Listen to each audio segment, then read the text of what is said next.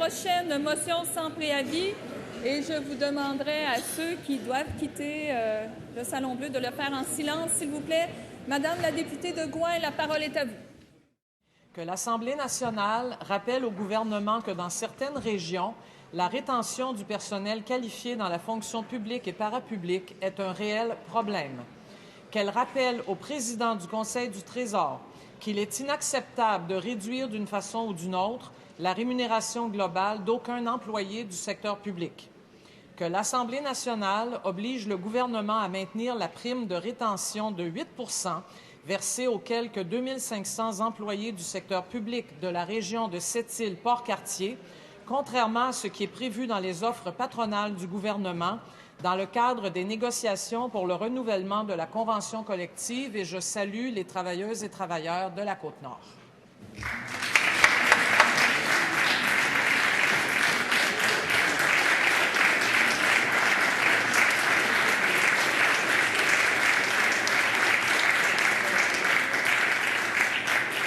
Alors, merci, Madame la députée de Gouin, et bienvenue à vous à l'Assemblée nationale. Est-ce que cette motion, y a-t-il consentement pour débattre de cette motion?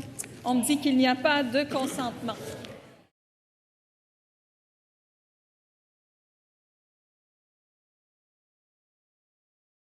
On est ici, nous, depuis dimanche. On a fait une vigile en avant de l'Assemblée nationale pour ramener concrètement sur la place publique l'enjeu de notre prime d'attraction et de rétention de 8 Présentement, on a rencontré M. Coiteux. On lui a expliqué clairement c'était quoi nos attentes, c'est quoi les objectifs, c'est quoi que ça allait enlever si cette prime-là n'était pas maintenue, c'est quoi tout le processus qui allait arriver, la rétention de personnel qui allait venir à zéro. Fait que tout ça, M. Coiteux est bien au courant.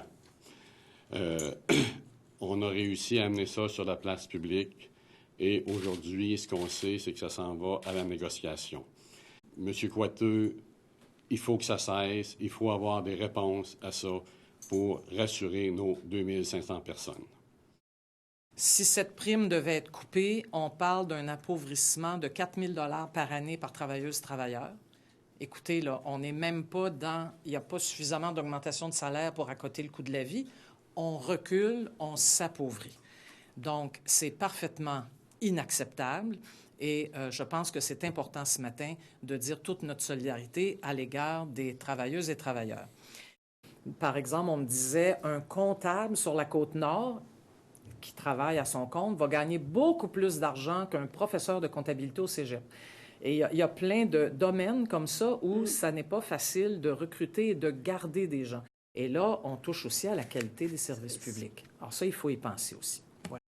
Enlever cette prime-là va faire un mal considérable à la région. On a déjà des gens qui sont extrêmement inquiets, qui pensent à quitter. Et c'est difficile le recrutement dans une région comme la mienne.